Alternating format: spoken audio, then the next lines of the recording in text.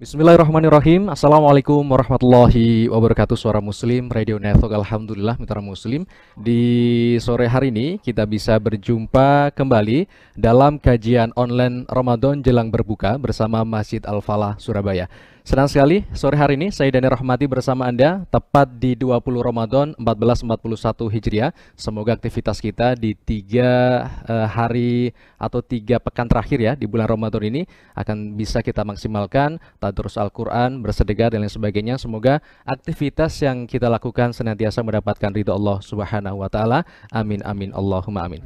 Telah hadir di Masjid Al-Falah Surabaya bersama Profesor Dr. Insinyur Abdullah Shahab MSc, Guru Besar ITS Surabaya. Assalamualaikum Prof. Waalaikumsalam warahmatullahi. Kabar baik Prof sore hari ini. Alhamdulillah. Alhamdulillah. Senang sekali bisa kembali mengkaji bersama Profesor.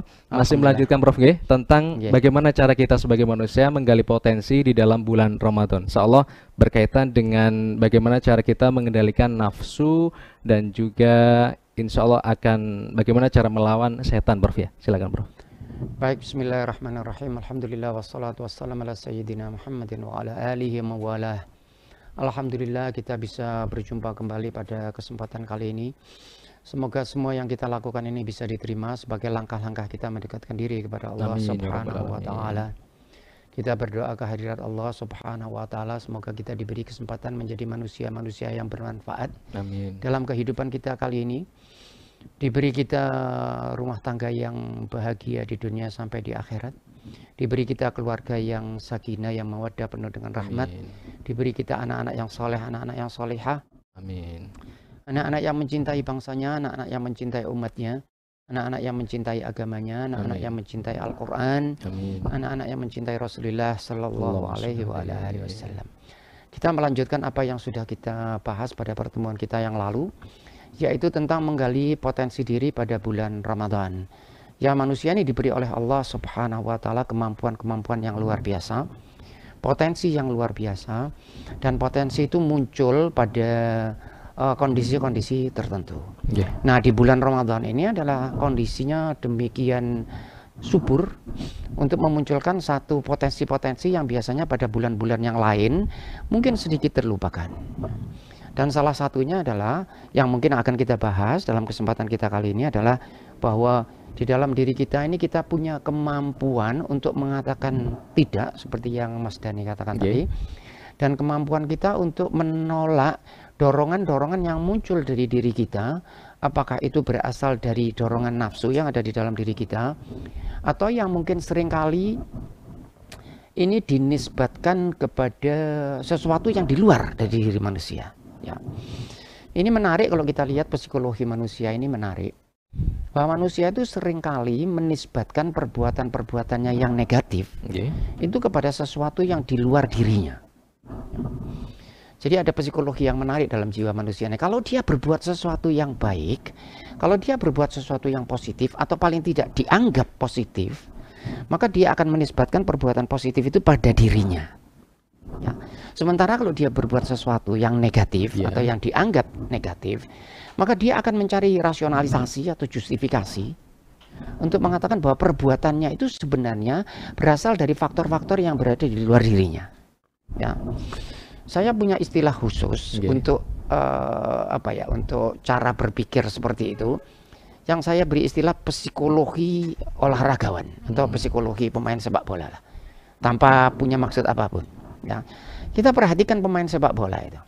Kalau kita jeli di dalam melihat pertandingan sepak bola, kita akan menangkap sesuatu yang luar biasa. Bukan pertandingan sepak bolanya, tetapi muatan-muatan atau kaidah-kaidah moral yang bisa kita kaitkan dengan melihat permainan sepak bola. Ya. Mas Dani silakan perhatikan, ada hal yang menarik. Saya beri ilustrasi sederhana saja. Di dalam pertandingan sepak bola, itu kalau seorang striker, katakanlah misalnya A, striker A ini menyarangkan bola ke gawang lawan. Ya, dia tendang, striker ini bolanya masuk ke gawang lawan. Apa yang dilakukan oleh striker itu? Apa yang terjadi pada saat itu? Dia akan berteriak kegirangan, bahkan dia akan menari-nari, dia berjingkrak-jingkrak. Dia pokoknya orang yang paling bahagia, timnya bahagia, pendukungnya juga bahagia. Tetapi yang paling bahagia adalah sang striker itu. Dia yang paling bahagia. Kalau kita coba analisis sedikit, kenapa dia bahagia? Karena dia merasa bahwa pada hari itu atau pada saat itu, dia sudah melakukan suatu hal yang sangat positif dalam pandangan dia. Karena dia berhasil menyarangkan bola ke gawang lawan. Dia yakin seyakin-yakinnya. Kecuali kalau dia punya pikiran kayak kita gini. Karena kalau tidak, dia yakin seyakin-yakinnya bahwa yang memasukkan bola ke gawang itu adalah dia. 100%. Nah, pertanyaan itu layak enggak dia untuk berbahagia? Nah, tetapi pertanyaan yang lebih jauh, benarkah bahwa yang memasukkan bola ke dalam gawang itu adalah dia? Adalah karyanya yang dia berhak untuk mengklaim, yang dia berhak untuk mendapatkan penghargaan. Benarkah itu? Ya. Nah, ini kalau kita analisis sebentar saja kita akan lihat bahwa itu tidak benar. Tidak benar. Karena memang dari prima facie atau face value, kalau kita lihat dari luar, memang betul si A itu yang memasukkan bola ke gawang lawan. Betul, semua orang lihat itu. Bahkan kalau kita lihat di video bisa diulang sekian ribu kali kalau kita mau. Memang dia yang masukkan. Tetapi pertanyaannya, apakah pada hakikatnya itu dia yang memasukkan bola ke dalam gawang? Ya, kita analisis sebentar. Nah, enggak sulit. Kenapa dia bisa memasukkan bola ke dalam gawang? Kan mesti ada rentetan cerita, ya, rentetan kegiatan. Dia bisa memasukkan bola ke gawang lawan itu karena dia mendapatkan operan. Jadi si A ini yang berhasil memasukkan bola ke gawang lawan karena dia mendapatkan operan dari si B. Kalau si B tidak mengoper kepada A tidak akan berhasil memasukkan bola ke gawang. Jadi sebetulnya bola yang masuk ke dalam gawang itu adalah karena operan dari B. A itu hanya melanjutkan operan dari B dan menghasilkan gawang. Nah, ini kalau dikaji terus, B tidak akan bisa ngoper kepada A kalau tidak dapat operan dari C. C tidak akan dapat kalau tidak ada operan dari, dan terus 1000 kegiatan yang mengikuti di belakangnya. Bahkan jangan-jangan bola itu masuk itu bunuh diri. Asalnya bunuh diri. Ya. Karena kiper lawan itu ketika menendang bola dan bolanya itu terlambat sekian nano, ya, bukan sekian mili atau sekian nanometer, dan akibatnya itu in the long run menjadikan gol. Bahkan mungkin saja tendangan kiper itu tadi yang jaraknya kurang dari 1 nano itu mungkin akibat ibu dari kiper itu ketika mengandung anaknya itu makanannya kurang kadar kalsium sekian nanogram. Itu kalau saya lihat itu kalau kita bahas seperti itu orang akan terkesan, wah itu mengada-ada Pak. Sama sekali tidak. Itu rasional itu, dan itu benar. Karena perbedaan satu dengan yang lain itu hanya masalah-masalah kecil, bukan masalah besar. Kadang-kadang ada masalah kecil yang menjadikan perbedaan yang luar biasa.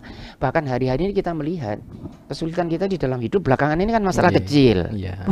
Bukan masalah besar, masalah kecil yang hanya dengan perbesaran sekian ratus ribu saja baru bisa dilihat, masalah kecil.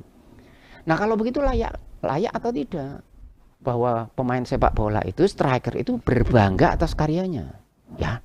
Tetapi yang kita lihat tidak. Dia yakin seyakin-yakinnya bahwa dia yang memasukkan bola ke dalam gawang dan dia bertanggung jawab untuk itu. Ya, tidak ada masalah, boleh.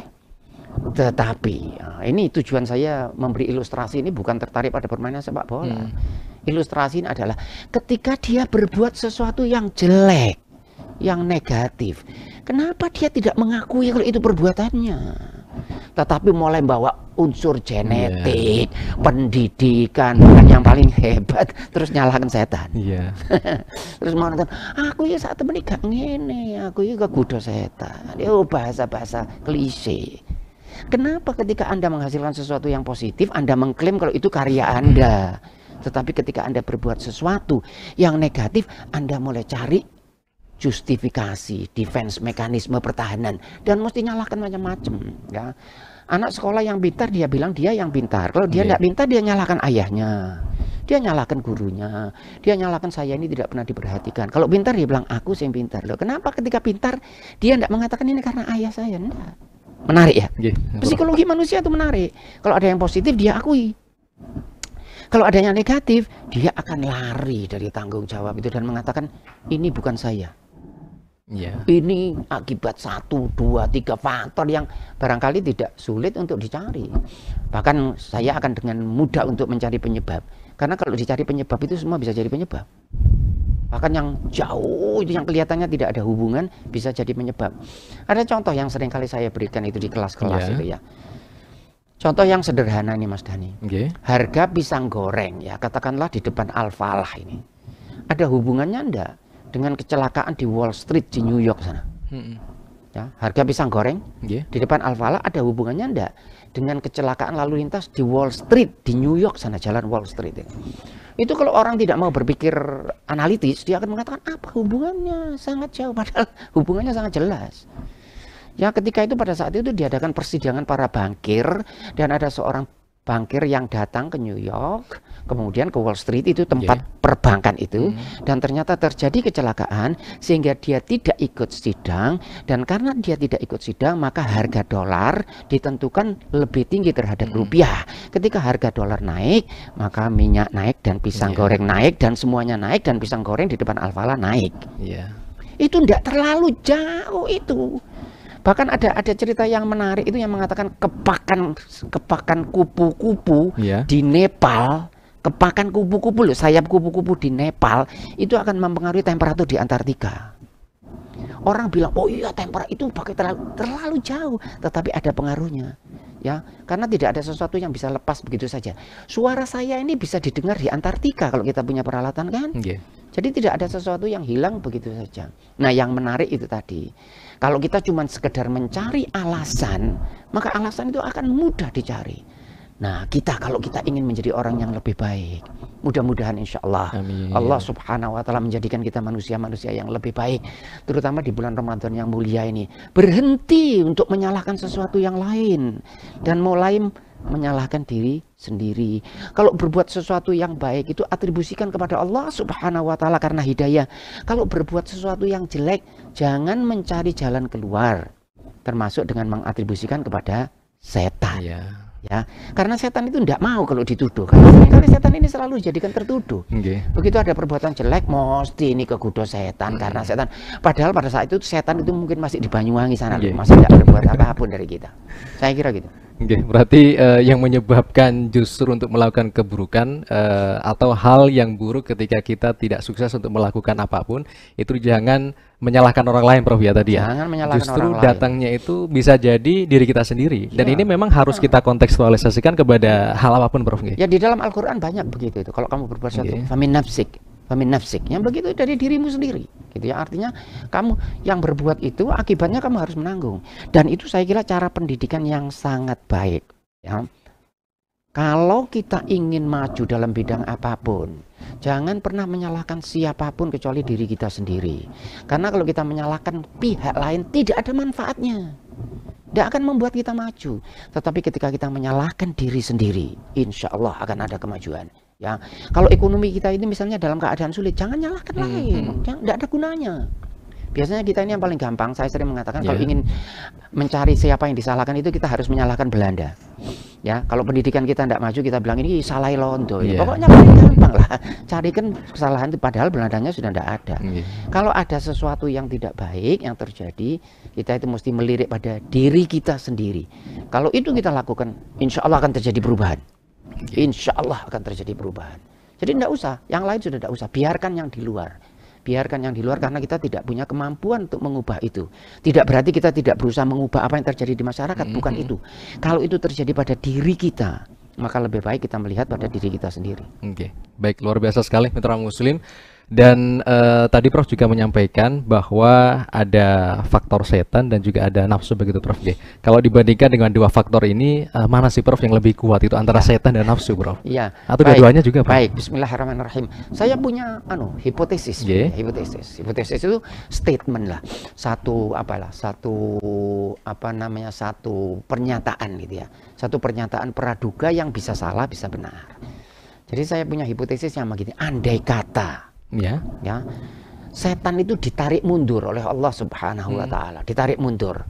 Bahwa yang Maha Kuasa kan mampu saja melakukan itu, mengatakan kepada setan sudah cukup, kamu sudah cukup, kamu ditarik mundur setan itu. Apakah kemudian manusia di dunia ini akan menjadi baik? Enggak juga, Prof. Saya pesimis. Saya pesimis. Bahkan saya kadang-kadang merasa bahwa kehadiran setan itu bukan sebagai komponen utama untuk menjadi sesuatu yang jelek. Bukan komponen utama. Dia tidak lebih, itu cuma trigger saja, pemantik saja, yang memantik. Tetapi komponen utamanya itu adalah nafsu. Ini yang komponen utama. Dan kesulitannya memang menjadi lebih besar karena nafsu itu memang hadir di dalam jiwa manusia. Dan nafsu itu bukan sesuatu yang dibuat-buat. Ya. Jadi nafsu itu memang ada di dalam diri manusia yang memang diberikan oleh Allah Subhanahu wa taala. Saya ambil contoh yang sederhana. Tadi saya kebetulan cerita-cerita dengan teman. Keinginan makan, keinginan kita untuk makan itu bukan keinginan yang dibuat-buat. Jadi bukan karena teman kita makan terus ya sudah, karena teman saya makan saya ikut makan. Enggak. Bukan keinginan yang itu real need, benar-benar keinginan. Bahkan ada istilah khusus homeostasis, istilahnya begitu itu. Artinya kalau itu tidak dipuaskan kita bisa punah. Ya, itu berarti kebutuhan itu bukan dibuat-buat. Jadi katakanlah kebutuhan musik itu bukan homeostasis. Artinya kalau kita tidak mendengar musik kita tidak punah. Baik. Tetapi kalau kita tidak makan, kita punah. Kita tidak minum, kita punah. Kebutuhan yang terkait dengan masalah seksual, itu bukan kebutuhan yang dibuat-buat. Jadi kalau seorang pria itu senang kepada wanita, itu bukan hasil karya budaya atau training atau pendidikan. Enggak. Itu memang ada hormon-hormon yang bekerja di dalam diri kita, yang mendorong kita. Oh, itu kalau kita dibahas, wow, luar biasa itu. Luar biasa. Dari mana datangnya itu? Yang mendorong kita untuk memuaskan keinginan itu. Maka ada driving force, ada tekanan dalam diri manusia yang memang ingin nafsunya itu dipuaskan. Maka itu dia sulit. Tapi maaf Prof, berbeda Prof ya dengan adanya seperti LGBT itu. Dibuat-buat itu. Oh, itu dibuat-buat. Pasti tidak ada dorongan untuk ke arah itu. Dan yang menarik saudara, bahkan ada bukti yang jelas itu bahwa kalau itu genetik, ada dua orang, ya, kalau itu genetik ada dua orang, itu ada fraternal twin, ada identical twin. Fraternal twin itu kembar yang dua telur, yang identical twin yang satu telur kemudian berpisah jadi dua. Secara genetik seperti cloning, persis sama secara genetik. Itu dua orang bersaudara, yang satu dia pengikut LGBT, yang satu tidak. Untuk menunjukkan itu bukan genetik. Karena kalau genetik mestinya dua-duanya. Jadi itu bukan dorongan dari dalam, itu dorongan dari luar. Itu karena pendidikan, karena pergaulan. Dan contohnya yang banyak, ada mereka-mereka yang di penjara, seringkali melakukan kegiatan-kegiatan seperti itu. Begitu mereka keluar dari penjara, mereka sembuh. Mereka sembuh. Berarti itu bukan keinginan yang datangnya dari dalam. Sementara keinginan yang dari dalam itu memang bukan sesuatu yang mudah. Maka itu dikatakan di dalam Al-Quran, Zuyyina linnasi hubbus syahawati minan nisa wal banin wal qanatiril muqantarati minadh dhahabi wal fiddah wal khailil musawwamati wal an'ami wal harth dzalika mata'ul hayatid dunya wallahu indahu husnul ma'ab. Zuyyina linnasi hubbus syahawati minan nisa. Memang kepada manusia itu diberikan kecintaan-kecintaan kepada nafsu. Ada para mufassir yang mengatakan kecintaan kepada nafsu ini kalau itu didorong oleh setan, wallahu a'lam, saya melihat kecintaan kepada nafsu itu adalah juga diberikan oleh Allah Subhanahu wa taala. Karena setan itu tidak punya fungsi, sejauh pengetahuan saya, wallahu a'lam, setan itu tidak punya fungsi untuk memberi kita hormon, dan dia tidak punya itu. Di dalam Al-Qur'an setan itu dikatakan cuma mengganggu kita, memberi bujuk rayu, menyerang kita dari semua penjuru, tetapi tidak menerbitkan hormon di dalam diri kita. Allah Subhanahu wa taala yang memberikan itu. Sehingga keinginan manusia terhadap itu adalah keinginan yang kuat. Maka itu tidak mudah. Untuk itu, hati-hati kita dengan yang satu ini. Hati-hati dengan yang namanya nafsu ini, gitu ya. Nafsu ini dijadikan oleh setan sebagai sarana. Jadi setan itu, saya tidak punya pengetahuan terlalu jauh tentang setan. Kita tidak punya interaksi yang jelas. Pengetahuan saya tentang setan ini berdasarkan dari Al-Quran. Bagaimana Al-Quran mengatakan tentang setan itu. Fungsi dia itu cuma memberi kita bujuk rayu. Jadi setan ini memanfaatkan nafsu. Dia memanfaatkan nafsu sebagai sarana agar kita berbuat jelek. Sehingga kalau saya buat permisalan begitu Mas Dhani ya.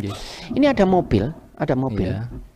Kemudian mobil ini punya engine. Dan engine itu menggerakkan mobil ini. Dan engine yang menggerakkan mobil ini bisa digerakkan kemana saja. Penggerak manusia ini adalah nafsu. Antum kalau lihat keluar dari Al-Falah ini, antum melihat ada sesuatu yang luar biasa. Yang kalau antum pikirkan, antum akan melihat sesuatu yang luar biasa dan mengingatkan kita kepada Allah Subhanahu wa Ta'ala. Antum berdiri di depan Al-Falah, antum lihat orang yang bergerak itu. Ada yang bergerak dari selatan ke utara, ada yang dari utara ke selatan. Siapa yang memotivasi mereka untuk bergerak itu? Itu kan ada yang menggerakkan kan? Apa yang memotivasi mereka bergerak? Sekian miliar sehari bergerak semua. Siapa yang memotivasi? Nah, yang memotivasi adalah Allah Subhanahu wa Ta'ala. Lewat apa? Lewat nafsu. Karena otak kita ini tidak bisa memotivasi. Yang bisa memotivasi itu nafsu. Nafsu untuk mencari kekuasaan, nafsu untuk mencari wanita, nafsu untuk mencari ilmu, nafsu walaupun ini baik, nafsu untuk mencari makan dan seterusnya itu. Nafsu mencari harta. Maka itu dikatakan zuyyina linnasi hubbus syahawati minan nisa dan seterusnya itu. Nah, kita punya engine powerful engine. Kemudian kita ini sebagai driver. Nah, kita sebagai driver. Tetapi driver ini engine ini bisa dibawa kemana-mana. Maksiat bisa, ke masjid bisa, ke lokalisasi juga bisa. Mau dibawa kemana? Dia punya engine ini. Siapa yang mengendarai engine itu? Saya. Tetapi saya ini perlu petunjuk dari Allah Subhanahu wa Ta'ala. Sehingga saya dikasih peta. Peta itulah ajaran agama. Nah, setan ini ikut mendorong mobil ini. Lewat mobil ini. Dia menggerakkan kita. Dia memberi bisik. Dia memberi peta kita yang lain. Dia memberi iming-iming kepada kita. Kesana loh, kesana loh. Tetapi ini yang penting. Setan cuma bisa lewat jalur nafsu itu. Setan tidak bisa memegang kita. Nah, ini yang barangkali saya ingin sharing ini dengan para pemirsa. Setan tidak bisa memegang kita kemudian mengarahkan kita untuk berbuat jelek. Dia tidak punya, itu bukan wilayahnya. Itu bukan wewenang. Tetapi dia selalu ikut jalur nafsu. Nafsu itu yang dirangsang. Nafsu itu yang digerakkan. Tetapi yang menggerakkan saya siapa? Yang menggerakkan kita siapa? Nafsu, bukan setan. Setan tidak mampu, tidak punya wewenang untuk menggerakkan. Maka itu saya punya ilustrasi. Ilustrasi barangkali sederhana yang bisa dicoba. Para pemirsa juga bisa mencoba. Dan kita seyogyanya mencoba. Terutama di dalam bulan puasa yang penuh dengan kemuliaan. Contoh sederhananya begini Mas Dhani. Kita ini pernah enggak memberi sedekah misalnya 50.000 rupiah? Pernah mungkin ya. Kalau ada orang yang minta kepada kita, kemudian kita kasih dia 50.000 rupiah, atau biasanya pada umumnya kita selalu cari uang yang lebih kecil. Lebih kecil? 2.000. Ya, 2.000 selengkali. Bahkan diantaranya ini agak berkelakar sedikit. Diantaranya kita akan memberi itu kita berdoa. Ini doa seorang kikir ini sebetulnya. Doa kepada Allah. Ya Allah, duh Gusti, sama doanya betul. Mugi-mugi wonten ya terhalit. Mudah-mudahan punya uang kecil. Itu doa orang kikir kan? Itu doa orang kikir. Mudah-mudahan ada uang kecil. Karena kita tidak mau ngasih yang besar. Nah, ini contoh ilustrasinya begini. Saya tidak punya uang kecil. Saya tidak punya uang kecil. Yang saya punya cuma 50.000 rupiah. Berani enggak 50.000 rupiah itu saya kasihkan? Nah ya. Nah, saya mengajak ini terutama pada diri saya sendiri. Kapan-kapan kita eksperimen lah. Eksperimen. Nah, eksperimennya itu mesti besar, jangan 1.000. 1.000 itu udah eksperimen ya. Setan tidak tertarik mengganggu kalau kita ngasih 1.000. Tidak tertarik. Ya saya culno ya saya bu enggak usah mbok saya wis. Kalau istilah saya mbok pakan OPT aja. Kamu kasih kena ayam ya 1.000 rupiah dilepeh. Kalau 1.000 rupiah, setan tidak tertarik dengan 1.000. Tetapi yang besar. Ketika kita berbuat sesuatu yang besar itu dia tertarik. Berapa yang besar itu? Ukuran besar itu adalah ukuran berat atau ringan. Karena bagi mereka yang kaya 50.000 kecil. Jadi tempatkan diri kita pada posisi kita terpaksa. Sehingga kita merasa besar.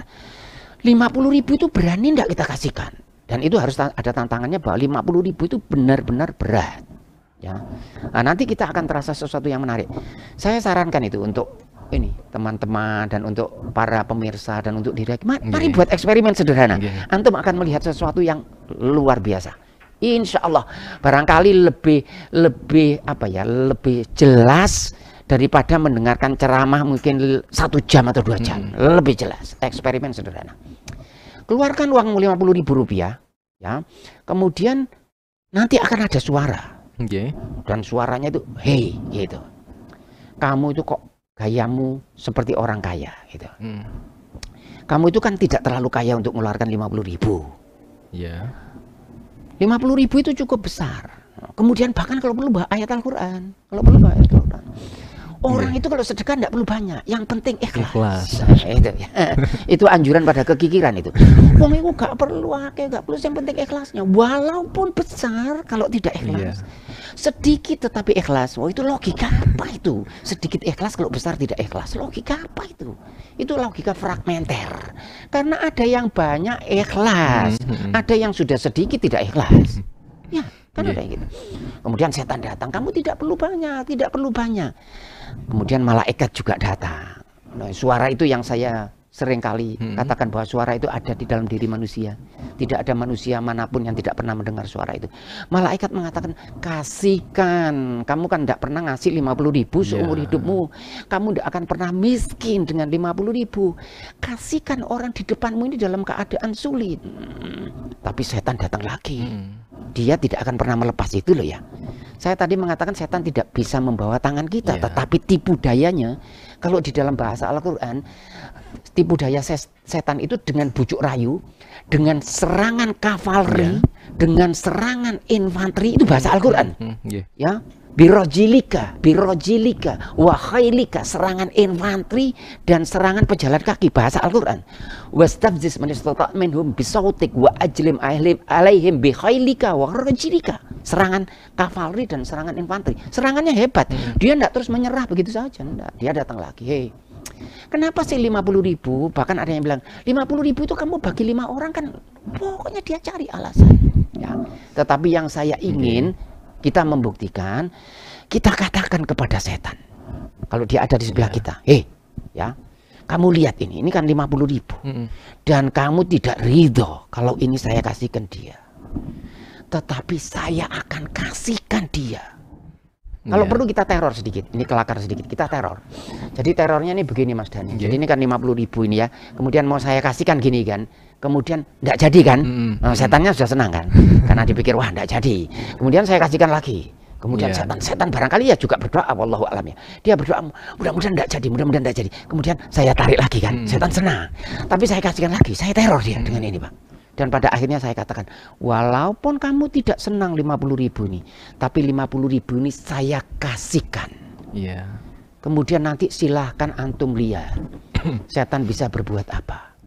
Nothing, tidak bisa berbuat apapun. Dia tidak bisa narik tangan saya ini, tidak bisa.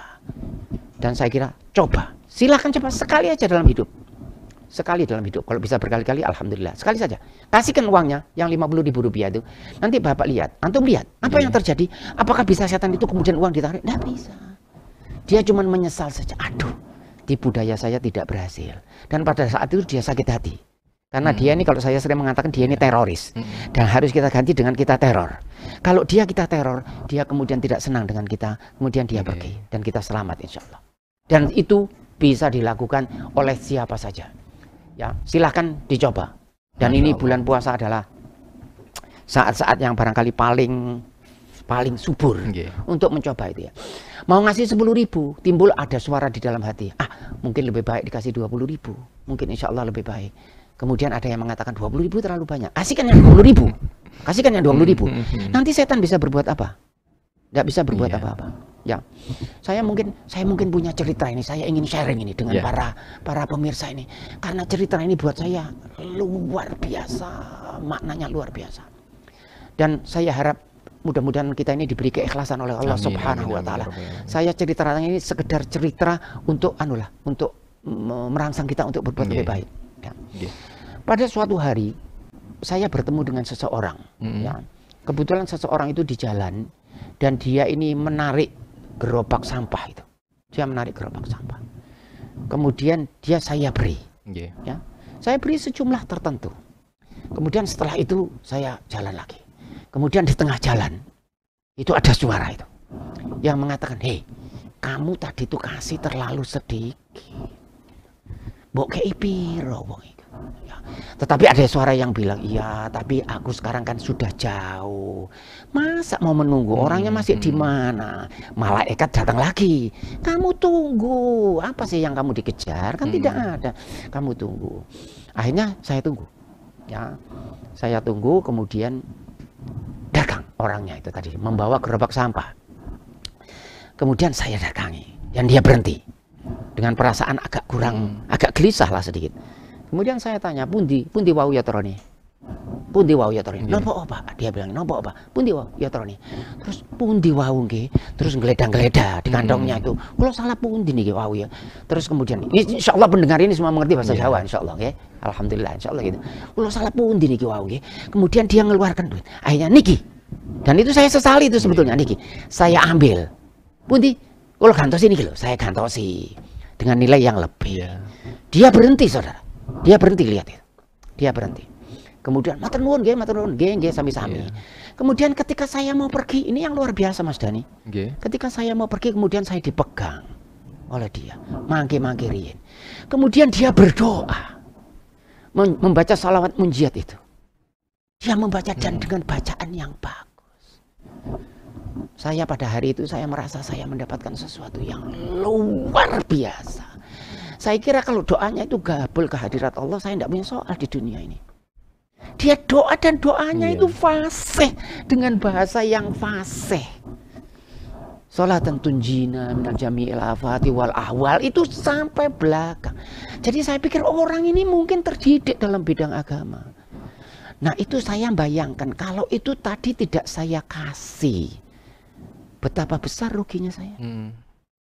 Bukan dia loh, pernah pada satu saat ya, saya berada di satu tempat, kemudian ada seseorang yang saya akan memberi, ternyata orang itu belok ke tempat lain begitu. Kemudian anak saya mengatakan kepada saya, wah sayang ya, nasibnya orang itu agak kurang baik. Saya bilang bukan nasib dia yang tidak baik, nasib kita ini yang tidak baik.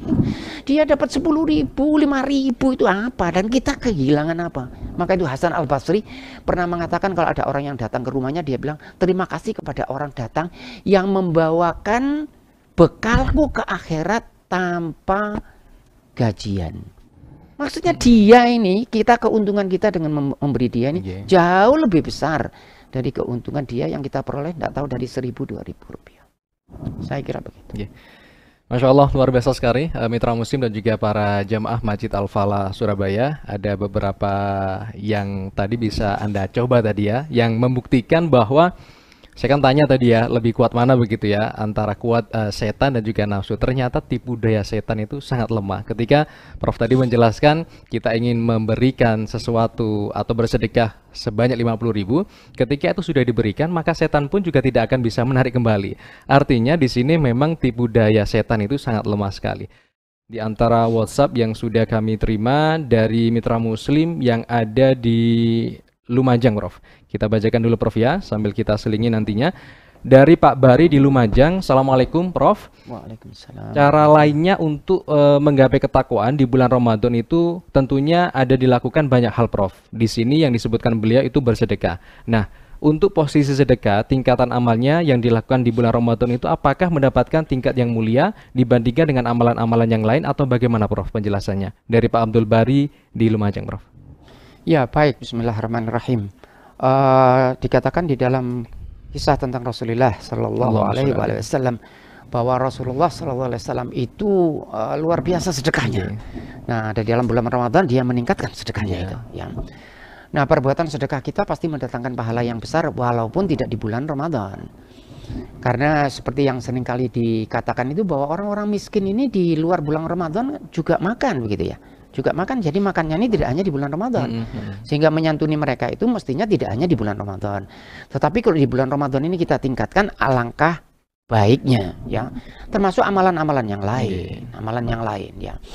Tetapi amalan-amalan itu saya melihat ya, barangkali kalau dibandingkan itu Mas Dani ya, antara amalan kita yang terkait dengan Allah Subhanahu wa Ta'ala dengan amalan yang terkait dengan manusia, itu barangkali kecenderungan untuk amalan yang terkait dengan manusia mestinya diberi porsi agak sedikit lebih besar. Ya. Karena dikatakan di dalam hari akhir itu perhitungan-perhitungan hisab yang terkait dengan Allah Subhanahu wa Ta'ala dengan amalan ibadah itu biasanya singkat. Singkat. Tetapi yang terkait dengan manusia agak berpanjang-panjang. Ya, tentang perbuatan kita dengan manusia, termasuk perbuatan salah kita dengan manusia, termasuk perbuatan kita dengan tidak peduli kepada manusia. Sehingga kalau kita ingin berbuat sesuatu yang baik, itu artinya kalau kita lakukan perbuatan itu kepada manusia karena Allah, maka perbuatan itu akan menjadi sangat bagus, gitu ya. Bahkan ada cerita, ini cerita apa ya? Cerita tentang ya barangkali apa ya, kajian-kajian tasawuf gitu ya. Jadi ada seseorang yang amalnya demikian banyak sehingga dia merasa kalau dia itu adalah orang yang dekat dengan Allah Subhanahu wa Ta'ala karena amalnya, ibadahnya demikian banyak. Kemudian pada suatu malam dia itu bermimpi, dia itu melihat ada catatan, buku catatan tentang orang-orang yang dekat dengan Allah Subhanahu wa Ta'ala. Kemudian dia mencoba untuk menemukan namanya pada buku catatan itu. Karena dia merasa bahwa dia adalah orang yang dekat dengan Allah. Kemudian dia buka buku catatan itu. Dan ternyata dia melihat pada halaman pertama, halaman kedua, dan seterusnya tidak ada namanya. Dan dia berharap menemukan catatan namanya itu pada halaman terakhir. Dan ternyata pada halaman terakhir tidak ada namanya. Dia tidak termasuk kategori orang yang dekat dengan Allah Subhanahu wa Ta'ala. Dengan melihat ibadahnya yang sudah banyak itu. Ya. Kemudian dia mengatakan begini, karena saya itu tidak dianggap orang yang dekat dengan Allah, maka saya akan mendekatkan diri kepada manusia supaya saya dekat kepada Allah. Dan dia merubah strategi ibadahnya itu dengan cara mendekatkan diri kepada manusia, berbuat baik kepada manusia. Dan itu setelah berjalan beberapa lama, kemudian dia bermimpi. Dan dia mimpinya itu dia melihat buku catatan orang-orang yang dekat dengan Allah. Catatannya catatan yang sama. Buku catatan orang yang dekat dengan Allah. Dan dia membuka pada lembaran yang pertama, namanya sudah tercantum di situ. Masya Allah. Sehingga artinya adalah kalau Anda ingin dicatat sebagai orang yang dekat dengan Allah, dekatilah manusia ini, berbuatlah baik kepada manusia. Kalau antum lihat di dalam agama kita ini kan ajaran lebih jauh begini loh. Ya, lebih jauh begini. Yang Maha Kuasa itu butuh apa sih dari ibadah kita itu? Ya, butuh apa sih dari ibadah kita? Dia tidak punya kebutuhan apapun. Sehingga yang dia inginkan itu adalah bahwa kita berbuat baik kepada sesama manusia. Dan ketika perbuatan baik kita kepada sesama manusia itu diterima oleh Allah Subhanahu wa Ta'ala, maka itu pahalanya sangat besar. Sehingga terhadap penyana tadi, kalau kita bisa bersedekah dalam bulan Ramadan itu lebih bagus. Artinya itu ibadah, tapi ibadah yang lain dengan sendirinya baik, ya. Sholat, mengaji, tadabbur Al-Quran, membaca buku yang baik, ya, membaca buku yang baik. Tadabbur Al-Quran, membaca Al-Quran itu juga sambil mengerti artinya, begitu, walaupun satu ayat, dua ayat. Kalau perlu mengerti tafsirnya, gitu, walaupun satu ayat, dua ayat. Artinya tidak harus dengan jumlah yang sangat banyak. Kalau banyak dengan sendirinya lebih baik. Tetapi mengerti artinya, lihat dabaru ayatihi, itu insya Allah akan mendapatkan pahalanya yang lebih besar di sisi Allah Subhanahu wa Ta'ala. Saya kira begitu, Mas. Ada beberapa tanggapan juga Ustadz dari Pak Ahmad atau Mas Ahmad Faruk di Malang. Bagaimana Ustadz bagian dari karakter manusia, mereka itu memiliki obsesi dan juga harapan. Saat harapan itu tercapai, di suatu sisi itu akan sangat bersyukur. Namun saat tidak Ustadz, itu terkadang kita merasa berat hati karena doa kita itu belum terjawab oleh Allah. Nah, pada kondisi seperti itu, beliau ini merasa sangat stres Ustadz. Nah, apakah karena ketaatan yang kurang Ustadz sehingga doa kita itu tidak kunjung untuk dijawab oleh Allah Subhanahu wa Ta'ala Ustadz? Baik, saya kira di dalam bulan Ramadan ini kita patut merenungkan ayat yang sangat baik, semua ayat sangat baik. Di dalam bulan Ramadan ini dikatakan syahrul Ramadan alladzi unzila fihil Qur'an hudan linnasi wa bayyinatin minal huda wal furqan. Faman syahida minkum asy-syahra falyasum wa man kana maridan wa ala safarin fa iddatun min ayyamin ukhra. Yuridullahu bikumul yusra wa la yuridu bikumul usra wa litukmilul iddah wa litukabbirullaha ala ma hadakum wa la'allakum tashkurun. Wa idza sa'alaka 'ibadi anni fa inni qarib. Ujibu da'watad da'i idza da'ani falyastajibu li wal yu'minu bi la'allahum yarshudun. Saya terjemahkan yang di belakang saja. Wa idza sa'alaka ibadi anni, kalau mereka bertanya padaku tentang aku, hambaku bertanya padaku tentang aku, fa inni qarib, aku itu dekat. Ujibu da'watad da'i idza da'ani, aku jawab doa setiap orang yang berdoa kepadaku tanpa syarat apapun. Pokoknya kamu doa, aku akan jawab. Bahkan ayat ini menarik, ayat ini sangat menarik. Karena di dalam Al-Quran itu banyak ayat yang didahului dengan kata-kata yas'alunak, yas'alunak. Ya, misalnya yas'alunaka anis syahril haram, yas'alunaka anil ahillah, yas'alunaka anil anfal, begitu. Yas'alunak itu artinya mereka, para sahabat itu bertanya kepada Rasulullah sallallahu alaihi wasallam. Yas'alunaka madza yunfiqun, begitu. Kemudian teks ayat itu mengatakan katakanlah wahai Muhammad kepada mereka, gitu bahasanya.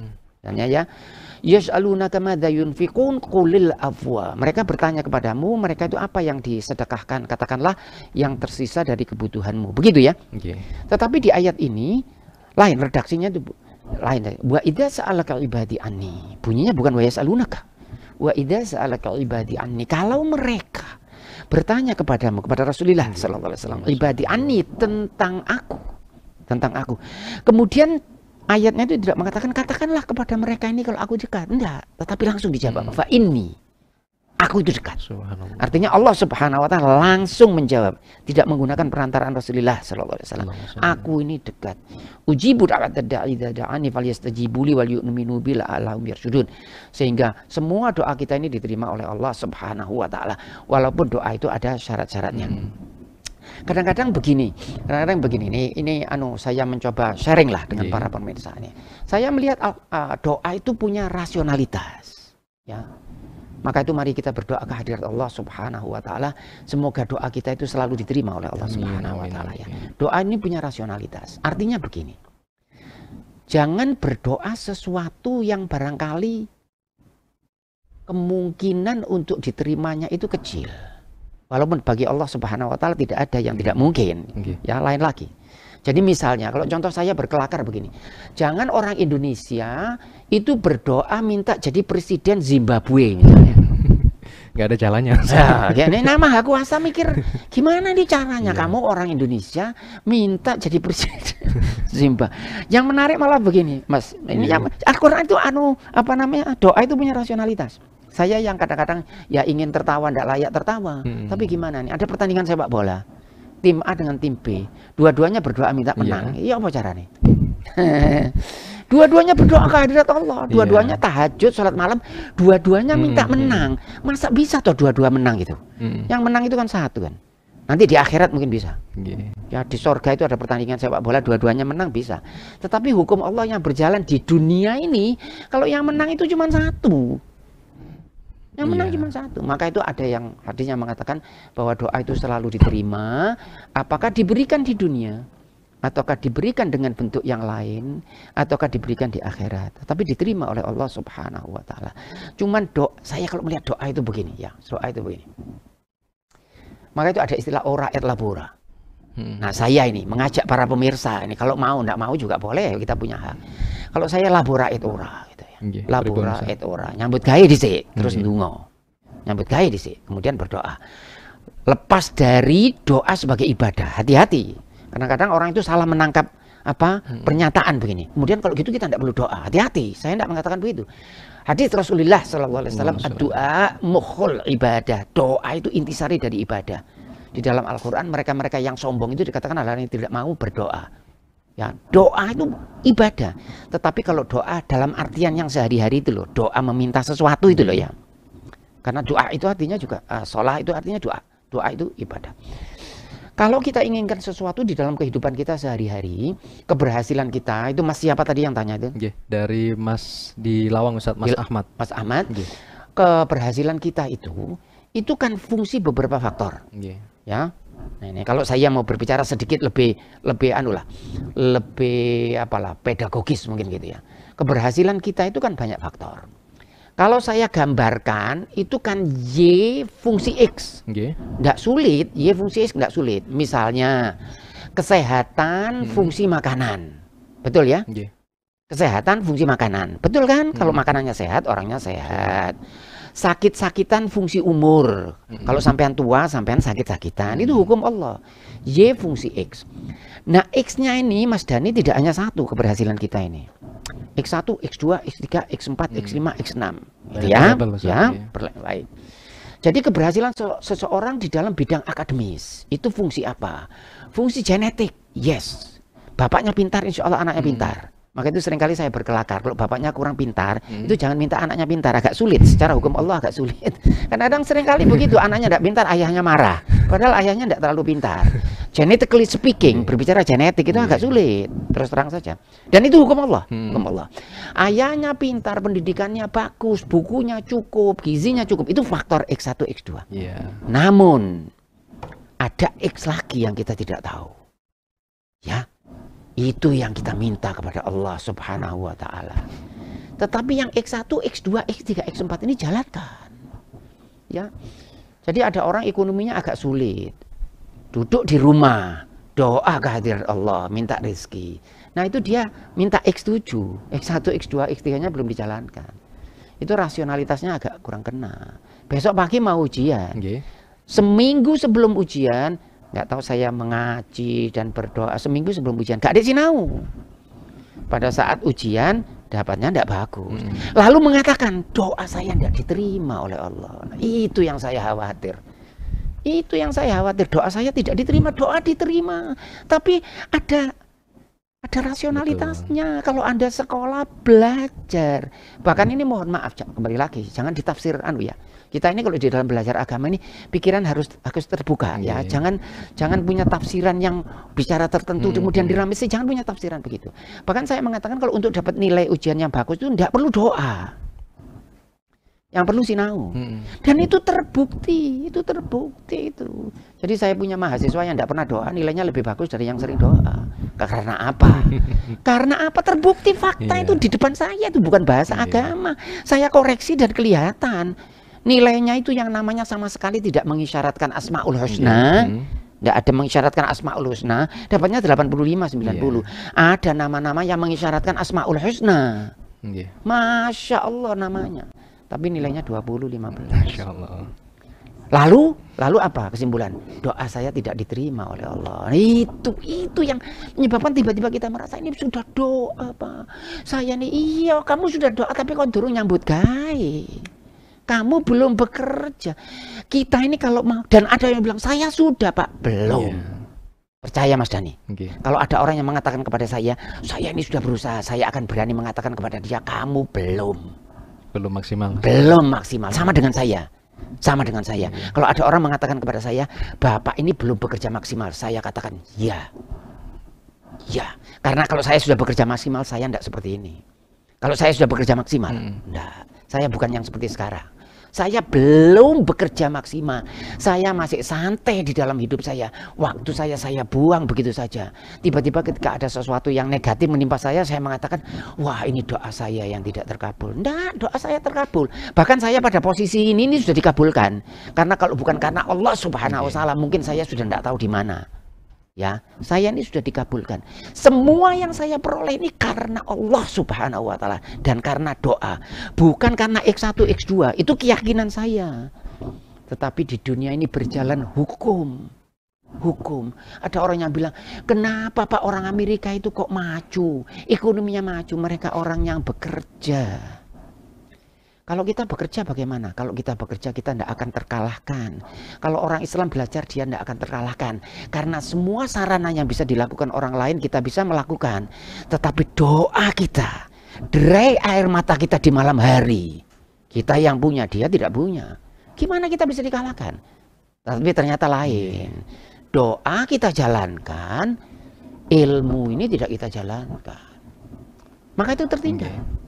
Tetapi tidak berarti doa kita tidak diterima oleh Allah Subhanahu wa Ta'ala. Saya kira gitu insya Allah. Harus doa harus rasional Ustaz, harus saya kira ada rasionalitasnya. Jangan minta jadi presiden Zimbabwe. Baik, terima kasih dari Pak Ahmad Faruk yang ada di Malang. Terima kasih juga kami sapa dulu, mohon izin Ustadz, dari beberapa jamaah Masjid Al-Falah Surabaya dan juga Mitra Muslim.